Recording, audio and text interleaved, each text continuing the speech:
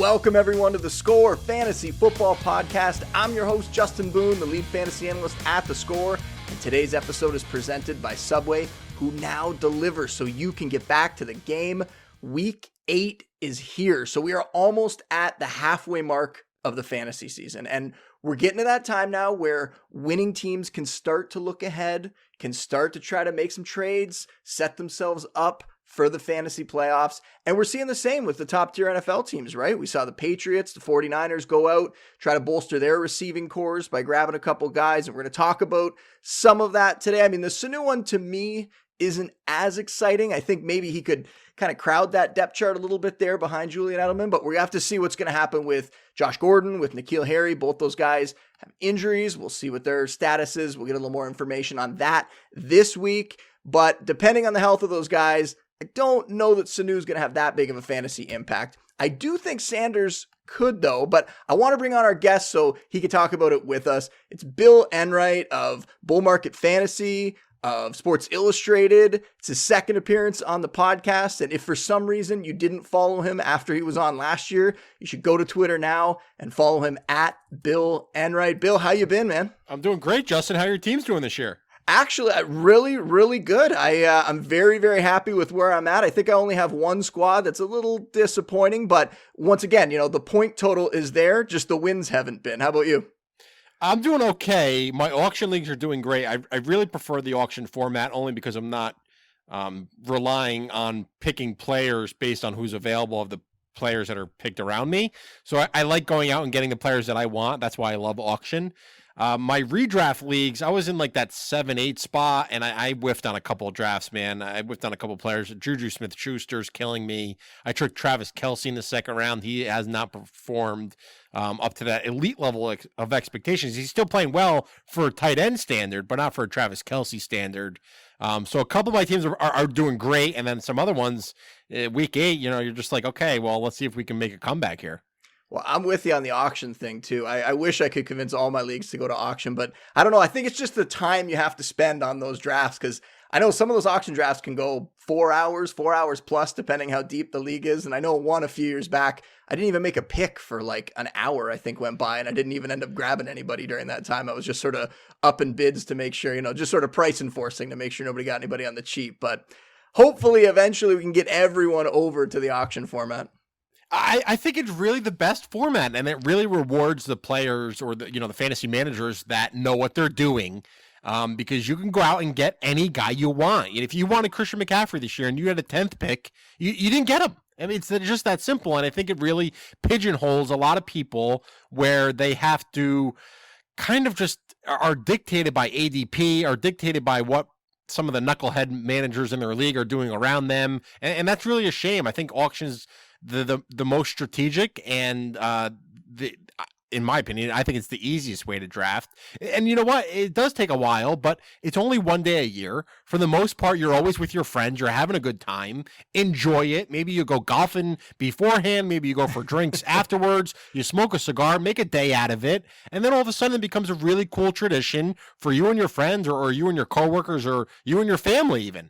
I totally agree. And the draft is half of it. The other half is trying to manage your team during the season, right? So even if the draft does go poorly, even if you're not doing an auction and you get stuck like you said you did on a couple guys there, during the season you can kind of make up for it by reacting appropriately to things that are happening throughout the year, right? So over the last few weeks, I've been crowdsourcing this first question, and a lot of what's come up has been the big items in the news, people trying to figure out exactly how to react to some of this stuff, the changing landscape in front of them, right? So we got a lot of questions this week about the Emmanuel Sanders stuff. I'm going to read a couple of them, and then we can go over it, see if we can help fantasy owners here. So at Garrett9270965, always ridiculous. We've got to read all those numbers off. Too many numbers. Garrett's got to cut it down. Garrett's got to cut down the numbers. How will the Emmanuel Sanders trade affect his value? Buy low or sell high on him? At Brown Mamba 13, what's Emmanuel Sanders' projection moving forward in a Niners uniform? And then said, scratch that. What's the projection for the whole wide receiver room in San Francisco moving forward? And at Blind Pig Dog, how does the Sanders trade affect Courtland Sutton? So, Bill, let's start off with the San Francisco side. Yeah. How do you envision this receiving core playing out now that Sanders is there? I mean, you got guys like Dante Pettis and Deebo Samuel and Marquise Goodwin. They've all really let us down. Anyone that had any thought that those guys were going to step up, and I did. I thought Pettis was going to have a good season before the year. Anyone that thought that has been let down by them. And really, they don't have a number one receiver there. I mean, Kittle is officially the number one receiver if you want to look at it that way. But in the receiving core specifically, they don't have a number one guy. So can Sanders be that guy? What's the outlook for him and all those receivers moving forward? I think there's a lot to look at here with the San Francisco 49ers. For the first part is they're one of two undefeated NFL teams right now. And if you look at their offense, they're second in rushing. We know Tevin Coleman and Matt Breida. We know Kyle Shanahan is going to do a great job with his running backs. And the missing piece to this San Francisco puzzle was a legitimate wide receiver. Now, you mentioned George Kittle. Of course, we get it. Kittle is a phenomenal talent, and he can move the chains, and he's a big-time playmaker. But you still need a wide receiver. And with Sanders now on the squad, even though he's 32 years old, even though he's coming off a really bad injury, he's looked healthy this year. He was definitely frustrated in Denver, where he said they're living in a world of suck after losing to the Green Bay Packers. I think he turns into he goes from a wide receiver 3 to now he's a wide receiver 2 practically overnight. And maybe Jimmy Garoppolo starts playing better. I don't think Dante Pettis, I mean, I started him last week out of desperation, had a couple guys on bye. Pettis got me 0 points. Now, you can blame the weather. It was pouring in D.C., but Pettis has been very, very underwhelming. Deebo Samuel's hurt with a groin injury. So we know what the 49ers are going to do. They're going to run the football. They're going to pass to George Kittle, and now they're going to pass to Emmanuel Sanders, and I really think it's that simple. I agree. The one thing you said that does worry me a little bit is how that team's built. That defense is so good.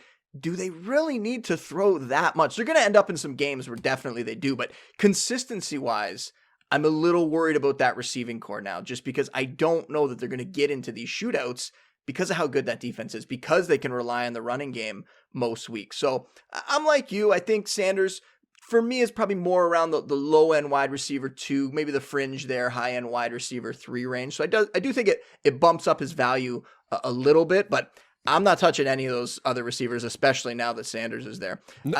Go ahead, sorry. No way. I mean, I dropped Pettis. Dropped him. Yeah. You just don't need him anymore. Yeah, and Deebo Samuel's probably out there in a lot of leagues. And with Sanders now, and I actually had Jacoby Myers in another league. Like I said, had bye week problems in one particular league. And they traded for Mohamed Sanu. I had Pettis and Myers. I dropped both of them. Yeah, and I think you're fine to do that. Now, what about the Broncos? We got to go over that side too. Courtland Sutton just in the midst of a breakout here. This can only help his volume, help his targets.